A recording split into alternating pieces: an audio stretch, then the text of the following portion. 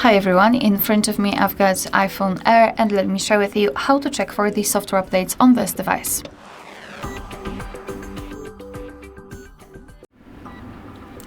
So first of all, make sure that you've got the internet connection because it is required, and simply for checking you can use Wi-Fi or mobile data. It's completely up to you.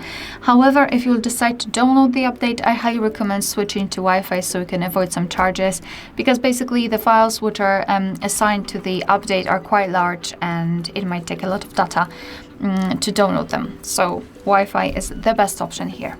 So now all we have to do is to go to the settings. And let me go back.